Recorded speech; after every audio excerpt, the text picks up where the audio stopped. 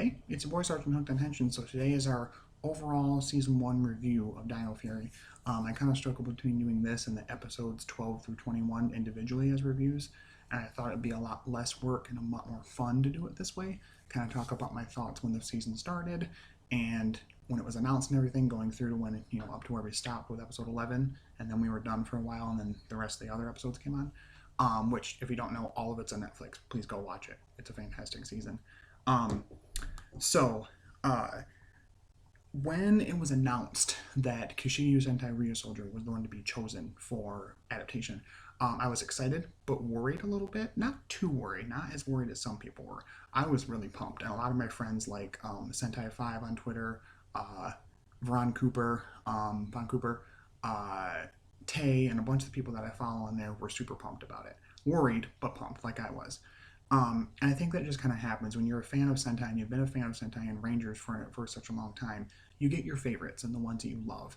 And so to see it taken and adapted, you're kind of like, oh, wait, well, don't take my baby, kind of a thing. So I was excited about it. I had questions in my head about, like, are they going to touch on why the suits look like knights? Because they do have, like, a knight aesthetic to them.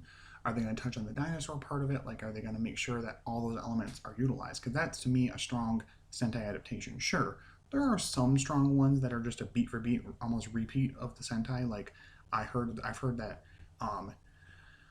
Power Rangers Time Force is really similar to Time Ranger. I know that Samurai is basically just Shinkenger whitewashed, pretty much to an extent, and a few other seasons. So it can be okay when it's done right as far as like Time Force with Time Ranger, but sometimes it's not the best idea. To me, what I think works is using the overall aesthetic look of the Sentai and then crafting a new story around that. Really good example of that is Dino Charge. The original, being with bravery and these batteries and all this other stuff, can't really, it's kind of an abstract concept to like make a kid understand in Power Rangers. So instead, they had the Dino Chargers charged by the Energems. I was fine with that. The inclusion of the Energems, all of that, and how they put everything together, I liked it, and it was really well done. I really like Dino Charge. Mostly enjoy Dino Supercharge, except for the ending is a little wishy-washy to me. But Dino Fury, I have to say, overall, it was amazing. So video's done. Hope you guys like it. Say I'm just kidding. But I really enjoyed it, and I think what happened is that I could tell from very early on and from different interactions. I've actually interacted with Simon Bennett, the showrunner, myself personally, and some of the other actors. I can tell that they actually care. They really truly care about the show and being a part of it and making it as awesome as they can. The writing is super strong, the world is well developed, and we get a lot of nice new pieces of information that fill in that world and the gaps we want to know about throughout each episode. There's never really an episode similar to Zenkaiger where the main story or something about the world is not explained or filled in or talked about, and I love that. I think that works really well. I love the aesthetic of Zato having this like survivor, he's our Red Ranger of course, having this survivor's guilt of being the last one that he knows of until later on of his species left from Ravcon, and that his entire team died. And then some of the other story stuff we'll get to in a minute. So I really enjoy Zato. My top Rangers right now, how I rank them is Zato, Ion, Izzy, Amelia, Ali, and at the bottom is Javi. I'll get there. So I was really pleasantly surprised. The first like 3 or 4 episodes, into it. I was honestly episode 1 or 2. Really, I waited until 2 to like really be into it so I could see how the morphing sequence looked, and I love it. It's very different from Ryusoulger, but it does its own thing, and I like that it's very primal. I like how the music score works with it. I like that it's linked to Morphin Grid. It's very basic, but it makes sense because they're canonically the first team ever. Like they were that power set existed 65 million years ago, way before any other team existed, as far as we know. Um, I also enjoy the inclusion of the Morphin Masters. They're not too much of a MacGuffin. They're not too much of a Deus Ex Machina. Um, it's interesting that they've created a lot of the different power sources and stuff for the different seasons. They created the Ninja Nexus Prism. They created the Dino Gems, the Energems, things like that. So I really like that. I think that's really cool. A nice inclusion of that from the comics, of them being a part of that. Um, I think it's nice to tie that all back together. There's a lot of talk of the morphing grid. There's a lot of talk of just morphing in general, powering down, unmorph, demorph. A lot of these terms that we've come to know in Power Rangers, they're using in new ways, and it's building the show as its own thing, but also that it has a connected past. but it can stand apart from that and still be good. And that's really strong in my opinion. I think that's kind of where Beast Morphers faltered. Is Beast Morphers started doing cool things like that and then just started to rely way too much on fan service rather than actually like trying to stand on its own as a show. Um, so, um, yeah, so like I said, Dino Fury is really, really great. The first like 11 episodes, amazing. 12 through 21 are some of the best I've seen in Power Rangers in years. And this is coming from someone who loves like my top five includes like In Space and stuff. Um, I don't want to say it just yet, but I think once I've seen season two, I have a good feeling that Dino Fury might be within my top five, honestly. Um, but um, let's see. I'm trying to look at some of my notes. um, so a few little character notes here. We're gonna start with the villains, kind of a different thing here. Mucus and Slither are the best thing to ever happen. They're like my favorite characters in Rhea Soldier, other than the Rangers, of the villains, I guess I should say. And they do a great job with them. Mucus, right from the start, apparently is a girl. Never made that clear in the Sentai if it was a boy or girl, but is a girl in this, and that's cool. Whatever, it's fine, doesn't matter to me. Um, but from the very start, tons of personality in her. She definitely has her moments where she like is helps, but she's kind of like the comedic relief. And I wondered what they were going to do with her because she's not the source of the monsters. Whereas in Rhea Soldier, her like slime stuff would create the Minosaurs. In Dino Fury, she's not used for that. And I like that. I like that. I think that at first I was like, oh, what are they going to do with her? But now I'm like, oh my god, I'm glad they didn't do that because I feel like they wouldn't have been able to make her as great a character if she would have been that kind of a piece of their weaponry pretty much in their repertoire. Um, and Slither is awesome as well. Boom Tower and Wreckmate are okay, but they don't really do enough with them, in my opinion, to make them stand out as much as Mucus and Slither, which is okay. I'm hoping to see more of Wreckmate because I liked Gachieris in the original. I think it was Gachieris, pretty sure. Correct me if I'm wrong in the comments. But I really enjoy Mucus and Slither. They seem to be the go-to main bad guys besides Void Knight. Also, Void Knight is really great. I was really wondering how they were going to utilize the Gaisorg suit because it's such a nice looking suit. It's got such a like aura to it, and he has such a presence in the original show. Yeah, for a while in the original in Rio Soldier, we're not sure who he is, and he's just kind of there to kick the shit out of the Rio Soldiers until we find out who he is. Um, but I really like it in this, and I like that he's a human, and there's a lot of mystery around him where Zato says, where did you get that? You stole that armor. That's not yours. Like, what does that mean? Um, and all the stuff with his wife and everything, and him trying to, he doesn't tell the Rangers this, but the reason he's even getting the sporks is to use them to power his machine to like bring her back to life basically or revive her in some way, which I really like. I think is really cool. And I like that it's like, well, why doesn't you just take the spore before it turns to a monster and put it in there? Well, because it has to become a monster and get big to gain the energy it needs to do. And I like that explanation. I love that they explain so many little details, and I love it. I love it. I love it. On the Ranger side, the supporting characters are great as well. Solon is the best Dino Grandma we will ever get for a mentor. She's so awesome. I love the inclusion of her. It was so out of left field for her to exist. I love her inclusion, and I wouldn't want it any other way, honestly. And I also really like Ollie's mom. In the last few episodes, she kind of is like an honorary ranger, pretty much, how much she helps near the end of it. And I really like that. Like I said, I talked about how much I love Zato. Easily one of my top favorite Red Rangers now. A great leader, understands people's strength, very protective. He carries a lot of that survivor's guilt, but he doesn't let it control him. He has his moments where he's vulnerable, but he doesn't let it affect his decisions too much. There are times it does, but it doesn't affect him too much to where he's like helpless. Um, Amelia and Ali have a nice dynamic with him in the beginning, and I like that they do that whole thing where it's the three of them, just like in Rio Soldier, it was red, blue, and pink for a while before Black and Green joined, and they have a really good dynamic. Um, I like Amelia more than Ali, and I understand Ali's like issue that some people have where it's just like the trope of I'm really smart and I'm a dickhead thing, and it's like, yeah, it gets a little boring sometimes, but he has his moments where he honestly figures things out before anybody else does and is right, and sometimes either they don't want to believe him or they don't, quite see it the same way, whatever, and he ends up kind of saving the day in quite a few episodes, and I like that. I also like that we have the first time that a Pink Ranger is the one to get a big power-up item in a season. She's the one that gets to use the Blazing Dino key for the first time, and I think that's really cool. That was one thing too. And I was like, what kind of original footage things are they going to do with this season? And they've done a lot. There's a lot of original footage fights. There's some original footage Zord footage, original footage with the armors, like characters using armors that never used it. Ion, the Gold Ranger, uses the Blazing Dino Key armor, battle armor, or whatever, Blazing Battle Armor, which never happened. Kanalo never used that in the original, and I like that. I like that we're getting some differences.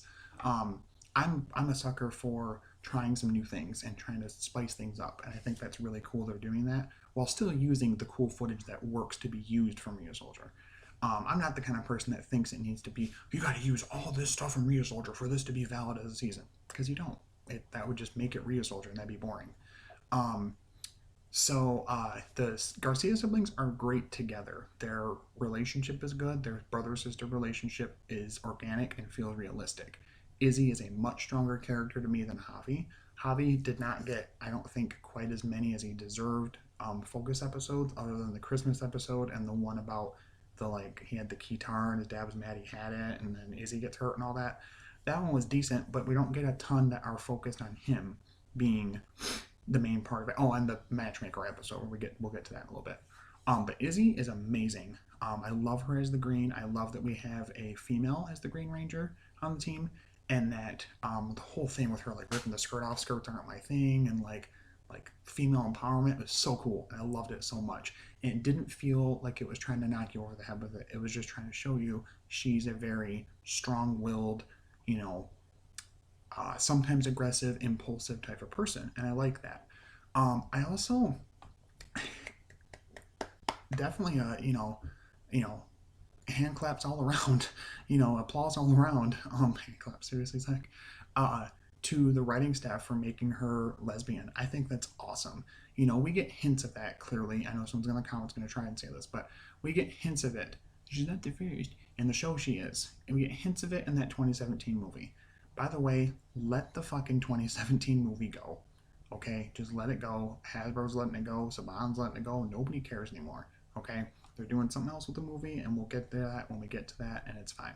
So we get hints of that in that movie, and that's it. Nothing confirmed, just hints.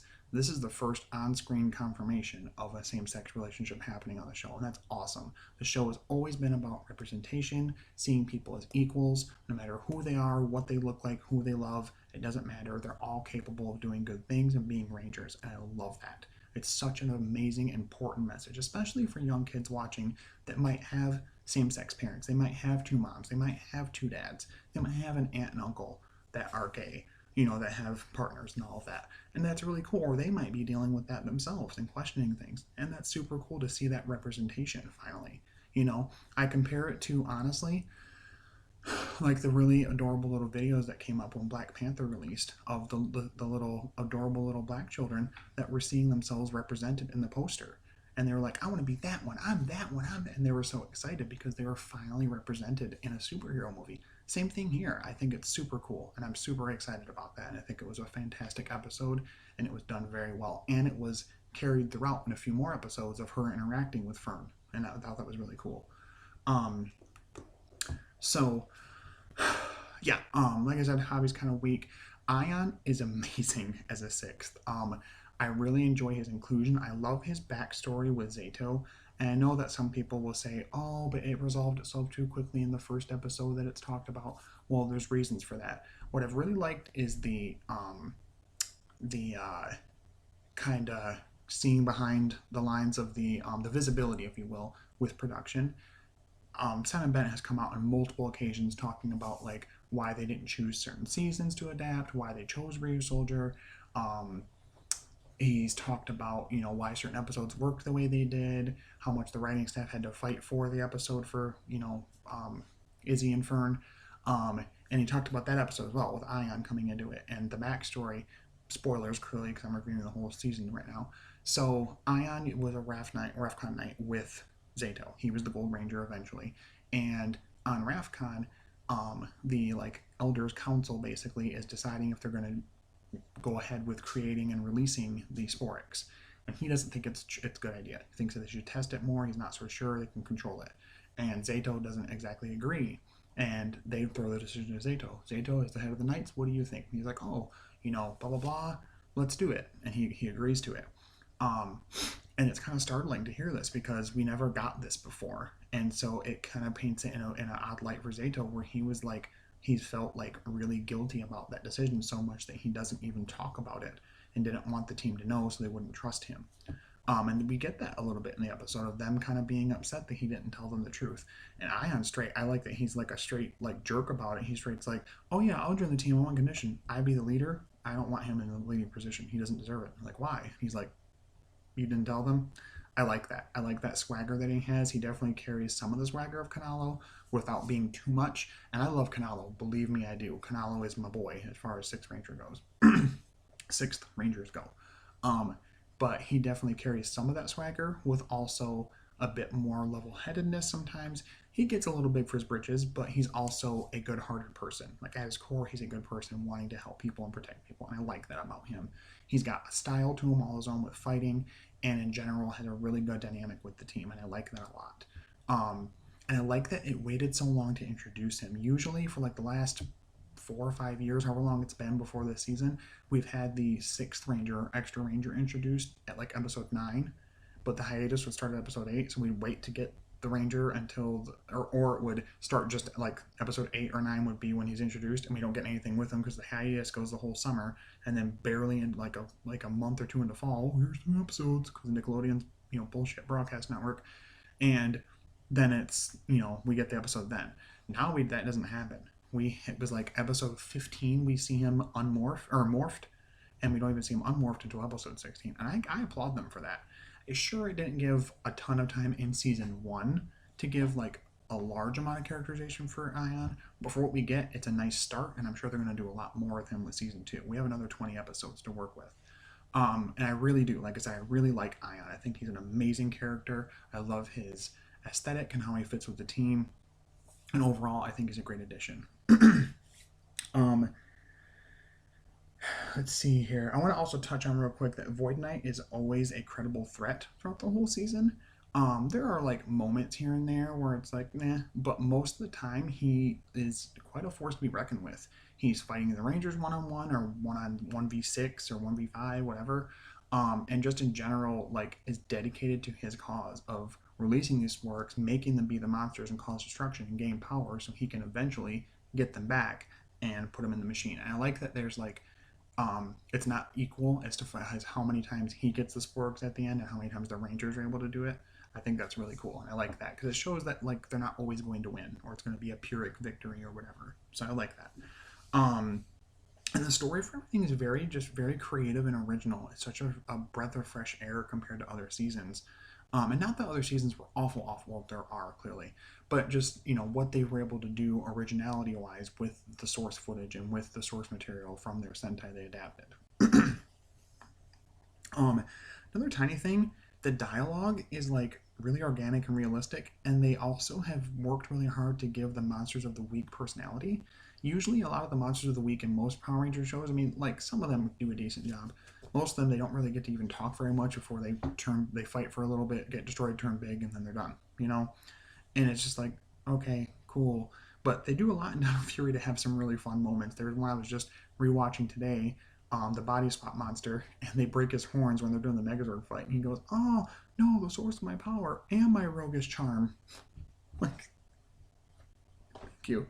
There's a joke earlier in the season with a Sporix monster, where it's talking about, no, oh no, but my babies won't have a father, and they're like, what? And he like smacks them and does some attack and interrupts them, and he's like, just kidding, lying, I don't have kids, maybe someday. Thanks. There's a whole episode, I think it's like episode 3 or 4, where the monster has to keep telling everybody what his name is because nobody remembers. It's just like a running gag. And I love it.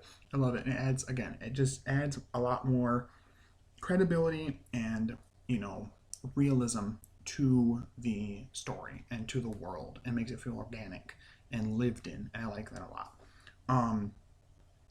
I do think that it was odd to have Lord Zedd come back. We have this whole thing with Rygul, this like monster who clearly, sorry, 1 second, something stuck in my teeth, clearly is a real soldier Minosaur, monster, but they don't make him a Sporix in this. He's just some other creature for some reason. And his power is being able to resurrect things, and he just straight resurrects Lord Zedd at his most evil or something. I don't really understand how that works. And also at the end of the episode, he escapes and leaves and isn't destroyed.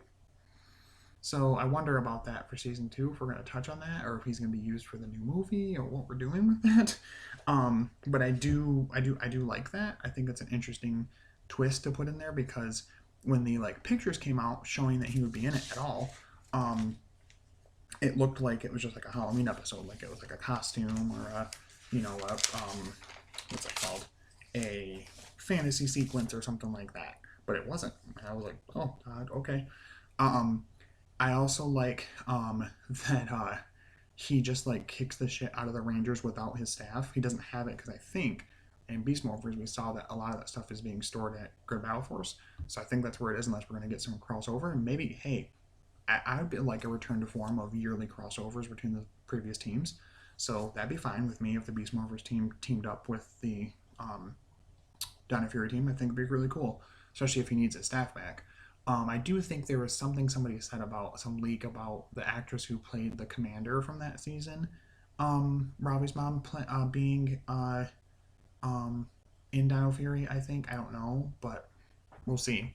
But yeah, he just like kicks the shit out of the Rangers. Eventually, he has like this compliance collar thing. They knock it off, and then he's like, "I'm free," and blah blah blah. And then he just like beats the shit out of them and leaves, pretty much. It was pretty great fight. And yeah, the guy Robert Axelrod who did voice him originally died, and so they have somebody else doing the voice, and it's decent. I've always liked Zedd's voice because it's always sounded like he's always talking like this all the time, like he's consistently angry for all the time. So I think it was interesting they decided to use him and have somebody else voice him. I don't think it was a bad voice. It wasn't, and didn't sound much like the original voice, but it wasn't a bad, voice to put in there, I guess. Um, yeah, so I'm trying to think of some other cool moments and things I really enjoyed. The music is really, really great. It's very unique, very techno, and very synthesizery, and I like that a lot. I wasn't expecting that kind of aesthetic for the music going in. I did find out some stuff too. Simon Bennett came out and said, somebody asked if there were a longer version of the theme song. He said, unfortunately, no. And they asked why, and he said that's actually a network thing. So it seems like Nickelodeon limits it to being like 30 seconds or whatever. There is a somewhat extended version you can find, but it's no extra lyrics. It's just more music to the theme song. So hopefully going forward, if it really sticks to just Netflix, they'll be able to do whatever they want as far as how long the theme song is. I mean, not that I need it to be that long, but I mean at least a minute long to give me some more lyrics to like talk about the show and get you hyped up a little bit. Dino Fury's theme is great and it does a decent job, but it needs more like words in it to get you into like what it's talking about. So it's not a bad theme song, but I like other ones more. So um, but yeah, overall, the last like 12 through 21 are really great episodes. We get some really great character focus with the team. Again, we don't even get Ion until episode 15, and that's even, he's not even unmorphed in that episode. So that's really great. And we're still building the team up to that point. We get, all the way through Izzy's arc with Fern and everything, and then eventually introduce Ion. And again, yeah, in the same episode, the conflict is introduced. He, resolves it with Zato to an extent, but it still works, and it's not like that stuff is gone. Like there's moments here and there from there on out to the end of the first season that like they're not antagonistic with each other, but you can tell that he like doesn't right away trust Zato's plan and stuff like that, which I like. I like that Zato is willing to be challenged and willing to like, he even in the episode, which I thought was great, was willing to stand down and let him take over. Like he was willing to do it. He's like, you know what, you kind of deserved to. I was kind of a shitty person. And I like that. I like that he's not like high and mighty about it or anything like that. And again, that's what makes Zato a good Red Ranger. Is his character and his willingness to do the right thing. Even when he's done the wrong thing, to do the right thing as a result and to make up for the wrong thing he did. So yeah, so I would say overall I really enjoyed the season. The last few episodes are great. The finale episode is really good. Spoilers with that, I'll talk about that in a second here. So the final arc of it is kind of almost a three-parter. I think it's like episode 18, 19, and 20, because 18 is where they finally get the Zords, the Light and Shadow Zords, Shine and Cosmoraptor or whatever from Rear Soldier. And we get this really cool sequence where they go to this other planet, and like Zato goes there because they put the two keys together like shadow keys, which were in like a pirate box, like a pirate's treasure box that was found in the previous episode. And they used those keys in episode 19. Again, the continuation of the episodes is really good. The very serial nature of each episode continuing into the next and having an effect on the next episode is really strong in Dino Fury. And then Zato goes there, and he's like basically a spirit protects that planet so that nothing will get its treasure and important things, and it like makes a psychic link with them and brings in like basically hallucinations of his previous team that died. It's revealed that clearly his whole team basically died in the last Megazord fight they did, but trying to destroy the Sporix. And we get a glimpse of the Ultrazord, final Ultrazord there too. Um, and that Zato and Ion were the only survivors. That's another thing too. We get that revelation too, which I thought was cool. That Ion also escaped, but he went into stasis in the lake and was never found, and no one knew he was there. And separated from his Zord as well, and was awakened by the Green Morphin Master, who was warning him about Zedd. So I think, again, if the Green Morphin Master is warning him about Zedd, I'm thinking Zedd's going to be a big part of Season 2. Somebody had a really cool theory that Zedd would get a powered up form and become basically the Eris, Lord Eris, or Mother Eris, whatever Eris, the final thing in Rio Soldier, because it has there's like a form of that, if I remember right, that's all red and stuff. So I could see them doing that. They might not, but I wouldn't be opposed to it. But yeah, and then so that leads into the final thing where Void Knight has decided now he wants to kidnap the Rangers and sap their Morphin Grid energy to feed into Santara's like tube thing. His wife's name is Santara, to revive her instead of using the Sporix. And so he almost is successful. The only one that's left is, I think, Ali, and him and his mom work together to save them. And a really cool plan. He like has his sword and he uses the hyper key, the fast key, speed key, and he like goes around and he cuts all the heads off the statues, because it revealed in a few episodes before that Dr. Arcana figured out that the Morphin Grid energy that relates to each ranger from each of those statues, it's connected to that statue. Like that represents their Morphin Grid energy. And so if you destroy that statue, it cuts that off. And so he does that to clearly stop Zato, or not Zato, I'm sorry, Void Knight, but in doing so clearly, they all demorph. And we get a really cool unmorphed thing where they like hit their their little teleporter, wrist thing that brings out their morpher, and they all get their weapons and stuff, and they can still summon the weapons to fight with, and they're fighting without being morphed, and it's really cool. We get some really cool scenes. Izzy's fighting, with the reverse grip, and Amelia is fighting Void Knight, which it mentioned earlier in the series that her parents, according to Pop Pop, disappeared under mysterious circumstances. And so she always took that as something paranormal, and that's why she's so obsessed with the paranormal. Some people have the correct theory that Void Knight somehow is her dad and Santara her mom. I don't know if I believe that exactly. It's interesting that she specifically was fighting Void Knight, but I don't know for sure if that's the way we'll go with it, because how does he not recognize her unless he's lost his memory or something? I don't know. But so they're fighting and everything. They finally destroy the machine. They don't even know that she's in there. They never get to see that Santara's in there. And the machine like explodes and teleports at the same time. And he leaves a sword behind, Void Knight. And we also see Void Knight unmasked a couple times, and he's a human underneath his mask, so I thought that was kind of cool. It's actually the mechanic actor guy from Ninja Steel, which is weird. But anyway, and Zato picks up the sword, and they're like, we did it, but we don't have our powers. And the Green Morphin Master comes in and says, here, and restores their powers, and so there's a greater threat. Your work is not done, blah, blah, blah. Again, a little Deus Ex Machina, but it's not the worst, because they've never done anything Deus Ex Machina like before that, the Morphin Masters, so I was fine with it. And then at the very end of it, for the episode 20 at least, we see Void Knight helmet on the ground in the one base area 62 or whatever it's called. His helmet damaged on the ground, and Santara's tube is broken and looks like something's gotten out of it. So I wonder if that's starting to point at the fact that whatever energy she did absorb mutated her, and maybe she'll be the Ranger counterpart of the Dino Fury counterpart of Precious or another monster, maybe Eris. I don't know. I don't know if she'd be the villain. I think it'd be kind of cool if it was flipped on its head and she became a villain, and then we could have something where like Void Knight like redeems himself to the team and like works with them, and maybe even gets either the Ryosol Brown armor or a different armor. I just want to know what they're going to do, because the footage of Max Ryosol Red from Rio Soldier is directly tied to the death of Guy Sorg slash Nada at the time. Spoilers for Rear Soldier, of course. Um, and so I don't know how they're going to work around that footage to not have it be Void Knight giving his suit and power combined into Zato to make the Battleizer or whatever they're going to call it. Probably Dino Fury Max, Max Dino Fury Battleizer or something like that. Um, so I don't know what they're going to do with that. Uh, Also, Lord Zedd, are we gonna have two big bads? Like we're gonna have, you know, Santara as with the Precious suit being the counterpart of Precious as one bad guy, and then Lord Zedd is the main bad guy because it's not gonna be Void Knight. Is Void Knight dead? Is he alive? Like, what do we? I don't know. We have questions, and I think that's great.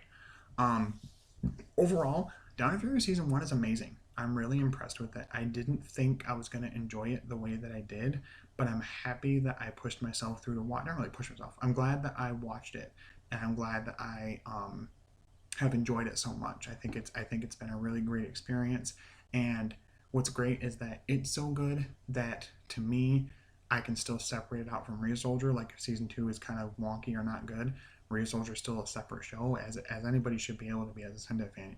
Even if the adaptation is bad in Power Rangers, you still have the Sentai to go back and watch it. Like it doesn't retroactively make the source material bad. That's silly.